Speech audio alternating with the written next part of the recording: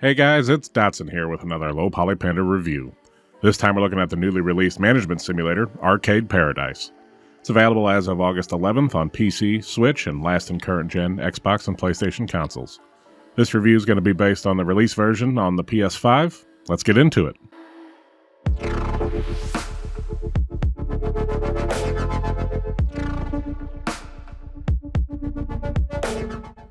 There's lots of arcade simulators out there, like Capcom's series, so what makes this one different?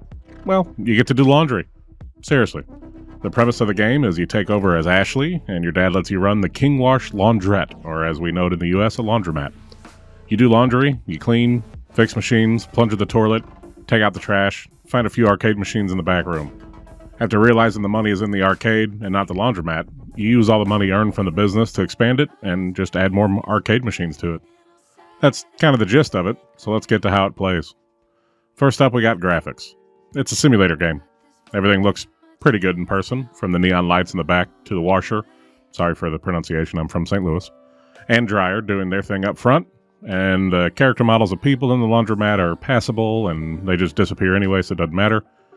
Everything gets kind of an arcadey 8-bit type graphic overlay on it, including the laundry chores and all the cleaning that you do.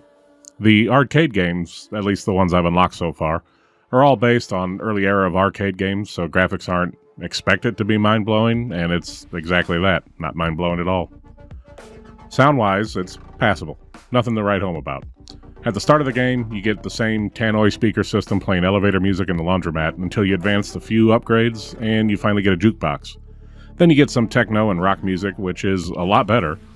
The arcade games don't have any iconic themes to them like some of the old arcade games of my childhood, possibly yours, and even though I've heard them for hours, I'm not sure that I'd even be able to identify a single one of them.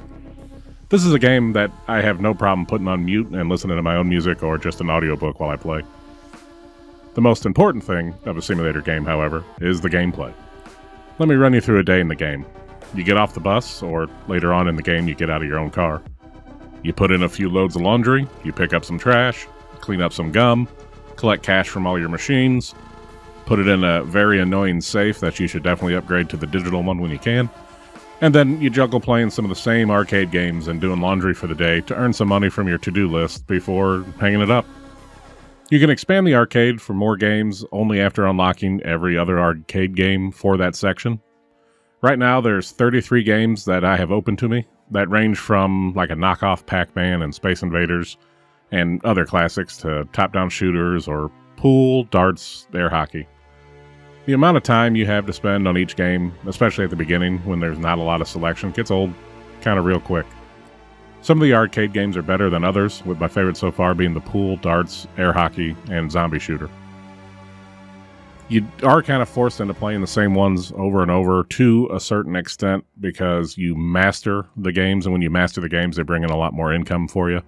So even if you don't like a game, as long as you play the hell out of it, you'll probably eventually be able to master it and get through to never having to play it again. But what's the verdict on the game? It's $20. It's not bad if you really, really, really like and miss old arcade games. But on our scale of buy it, wait for it, or just skip it, I'd skip it, honestly. If you want a simulator to burn time, go pick up Gas Station Simulator. It's 10 times deeper and better to play in every category. I could definitely see this one being a freebie on the Epic Game Store or PS Plus sometime within the next year. As always, we appreciate you watching. Feel free to comment what you want to see us review next, like and subscribe, and we'll see you in the next one.